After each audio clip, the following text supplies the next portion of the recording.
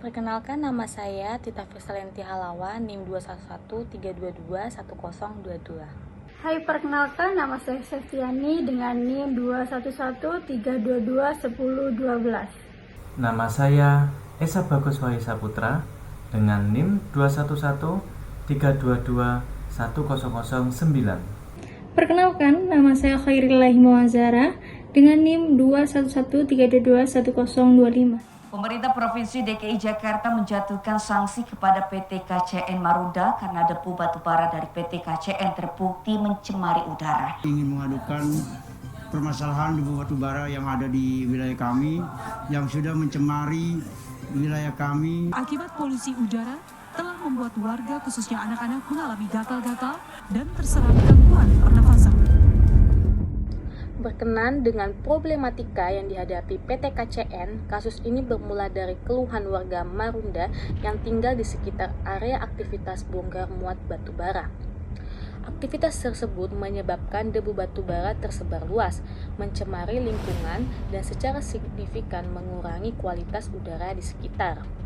Dampaknya tidak hanya terasa pada lingkungan, tetapi juga berpotensi besar mengancam kesehatan warga, terutama anak-anak dan kelompok rentan lainnya.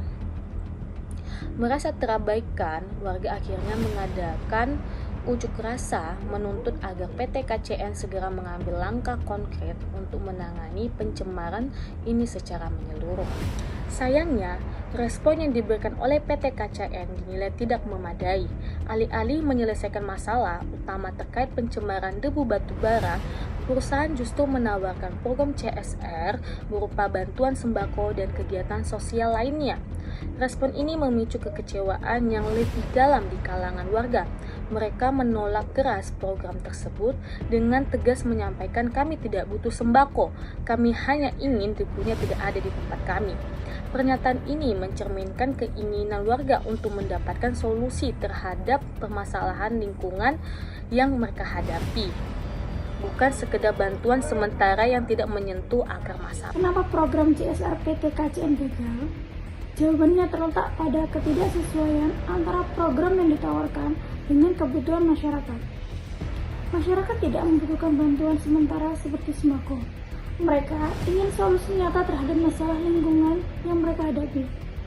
Menurut UU Nomor 40 Tahun 2007 tentang perseroan terbatas, setiap perusahaan harus bertanggung jawab, termasuk dalam hal dampak operasionalnya terhadap lingkungan.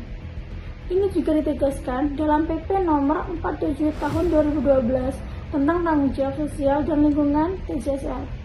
Selain itu, UU Nomor 32 Tahun 2009 tentang perlindungan dan pengelolaan lingkungan hidup mengamanatkan bahwa perusahaan harus melakukan upaya untuk mencegah kerusakan lingkungan. Namun, PT KCN tidak memenuhi kewajiban ini dan membuat CSR mereka terlihat sebagai pencitraan belaka. Lalu, apa dampak dari kegagalan ini? Bagi PT KCN, kegagalan dalam menjalankan program Corporate Social Responsibility atau CSR tidak hanya merusak reputasi perusahaan di mata masyarakat, tetapi juga mengancam hubungan jangka panjang dengan berbagai pemangku kepentingan, termasuk pemerintah daerah dan mitra bisnis.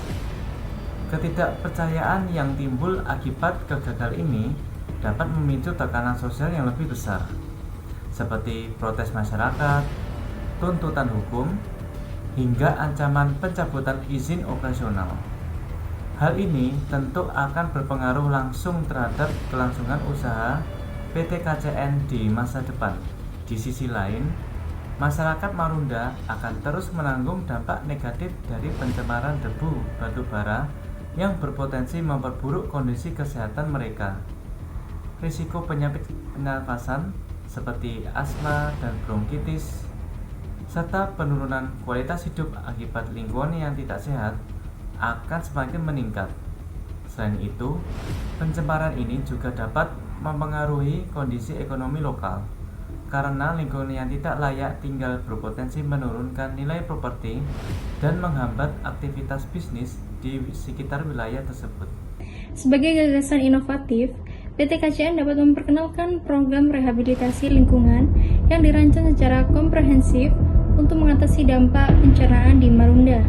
Salah satu langkahnya pertama yang dapat melaksanakan penghijauan di sekitar area operasional mereka, seperti menanam pohon atau tanaman yang mampu menyerap polusi udara.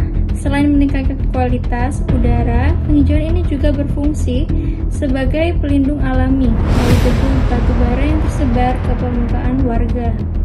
Selain itu, PT KCN dapat menginvestasikan pengadaan alat pembantu kualitas udara di berbagai titik strategis sekitar kawasan Marunda. Alat ini tidak hanya membantu perusahaan membantu tingkat polusi secara real time, tetapi juga memberikan transparansi kepada masyarakat terkait kondisi lingkungan mereka. Informasi dari alat ini dapat dipublikasikan secara terbuka melalui portal daring, sehingga masyarakat dapat membantu langsung kualitas udara di lingkungan mereka. Tak hanya berhenti di sana, PT KCN juga dapat bermitra dengan lembaga pendidikan, baik sekolah maupun universitas, untuk mengadakan program penyuluhan tentang pentingnya menjaga lingkungan. Melalui kerjasama ini, perusahaan dapat memberikan pelatihan kepada masyarakat dan generasi muda mengenai cara mengurangi dampak polusi serta langkah-langkah untuk menciptakan lingkungan yang lebih sehat. Edukasi ini dapat mencakup berbagai topik, mulai dari pengelolaan sampah hingga manfaat menanam tumbuhan yang ramah lingkungan. Selain pelatihan, PT KCN dapat membangun program beasiswa lingkungan untuk siswa atau mahasiswa yang ingin mendalami studi terkait lingkungan hidup. Dengan begitu, perusahaan tidak hanya berkontribusi secara langsung kepada perbaikan lingkungan, tetapi juga dapat mendukung terciptanya sumber daya manusia yang peduli dan terampil di bidang lingkungan. Kesimpulan, CSR bukan hanya tentang memberikan bantuan,